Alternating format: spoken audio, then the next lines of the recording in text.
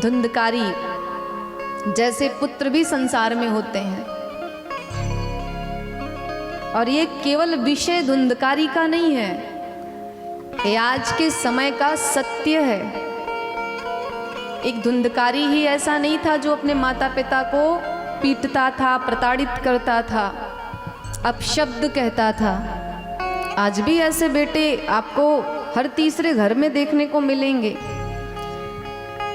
कि जिस माँ ने उन्हें 9 माह तक अपने गर्भ में स्थान दिया और अथाह पीड़ा को सह करके उनको जन्म दिया, वही पुत्र जब अपनी माँ को अपशब्द कहे तो सोचो उस माँ के हृदय पे क्या बीतेगी। और जिस पिता ने अपनी संतान की इच्छा को पूरा करते करते कब उसकी अपनी इच्छा समाप्त हो जाती है उसे पता ही नहीं चलता, उस पिता को जब उसका ही पुत्र अपशब्द कहे तो सोचो उस पिता के हृदय की क्या स्थिति होगी। तो कल हम जो कथा सुन रहे थे ना, ये केवल धुंधकारी की कथा नहीं है, ये हम सबकी कथा है, ये संसार का सत्य है। आज भी कई घरों में ऐसे ऐसे पुत्र हैं जो माता पिता को अपशब्द कहते हैं, उनको पीटते हैं। पूरा जीवन जिस माता पिता ने अपनी संतान को दे दिया, वही संतान जब माता पिता वृद्ध होते हैं तो कहता है भाई मैं इनकी सेवा नहीं कर पाऊंगा। तो क्या विकल्प है? एक ही विकल्प है कि इनको इनके ही घर से उठा करके वृद्धाश्रम पहुंचा दो, वहां पे इनकी खूब सेवा होगी।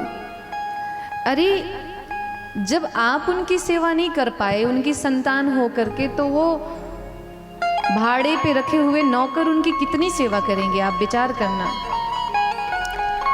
और एक बात हमेशा याद रखना, माता पिता हमारे इस पृथ्वी लोक के जीवित देवता हैं, और जो इन्हें कष्ट देता है, जो इन्हें अपशब्द कहता है, वो जीवन में कितना भी यत्न प्रयत्न कर ले, कितना भी पुण्य कर ले, कितना भी दान कर ले, धर्म कर ले, कितना भी मंदिर का चक्कर लगा ले,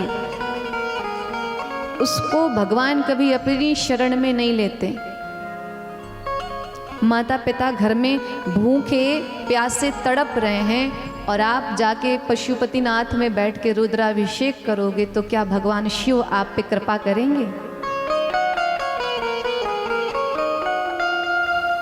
तो हमेशा याद रखिए, ये माता पिता जीवन में आपको एक ही बार प्राप्त होंगे, उनकी सेवा करिए। अगर आप उनको सुख नहीं पहुंचा सकते ना, तो कष्ट देने का भी अधिकार आपको किसी ने दिया नहीं है। और हम तो बड़े पढ़े लिखे बनते हैं, जब बात आती है माता पिता की या कोई भी बात आती है तो कहते हैं भाई हम तो नए जमाने के हैं, साक्षर हैं, हम साक्षरता की दुहाई देते हैं, हम पढ़े लिखे हैं। तो उस साक्षरता को धिक्कार है जिस साक्षरता के आने के बाद आप अपने रिश्तों को ही भूल जाओ।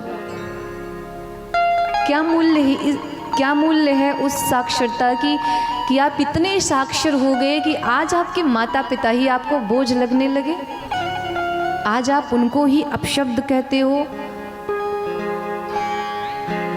तो धुंधकारी ने क्या किया?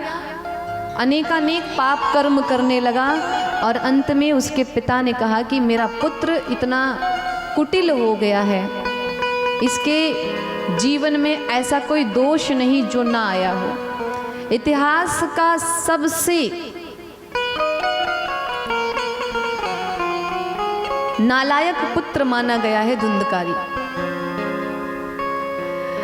आत्मदेव जी महाराज कहते हैं मैं पुत्र पुत्र करता था, मुझे नहीं पता था कि पुत्र ऐसा भी होता है। यदि पता होता तो मैं कभी संतान की इच्छा ना करता।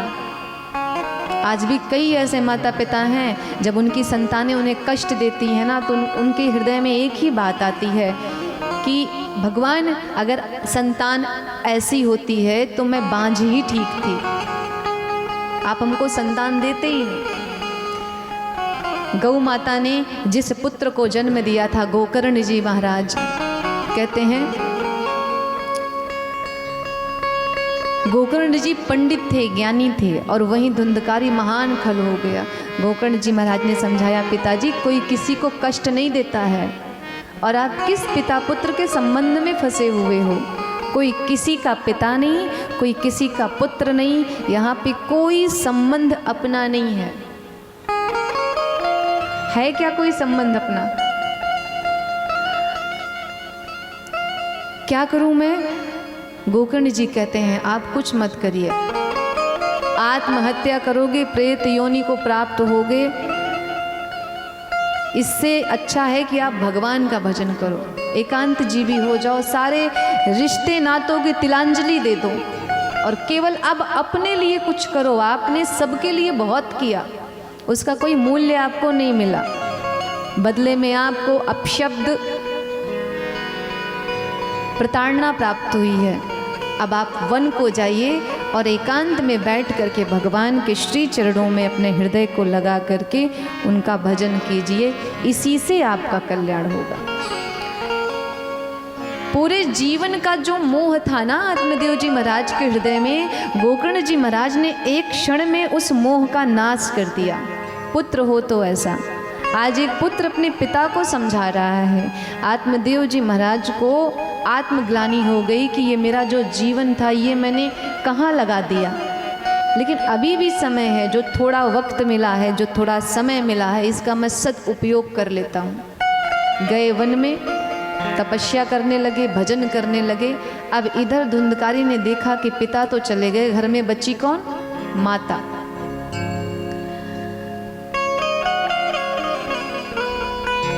जब माता बची तो धुंधकारी आया शाम को और आकर के अपनी माँ से कहता है, माँ चल जेवर और पैसे निकाल के दे मुझे, क्योंकि उसको जुए की लत लगी थी।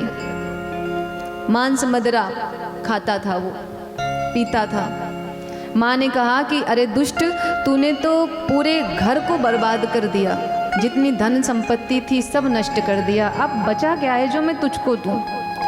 धुंधकारी कहता है, मुझे सब पता है, पिताजी वन को गए, जरूर कुछ ना कुछ दे करके गए होंगे, छुपा के रखती है। जल्दी से जितना भी धन तेरे पास है निकाल, नहीं तो आज मैं तुझको जलती हुई लकड़ी से पीटूंगा। एक पुत्र अपनी माँ से कहता है, आज मैं तुझको जलती हुई लकड़ी से मारूंगा।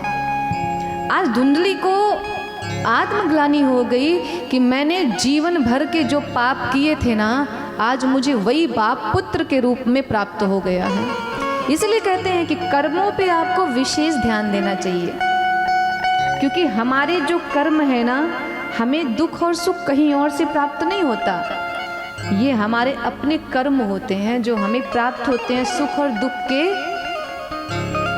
रूप में। धुंधली आज इतना परेशान हुई, घर से भाग गई और जा करके एक कुएं में कूद करके उसने आत्महत्या कर ली।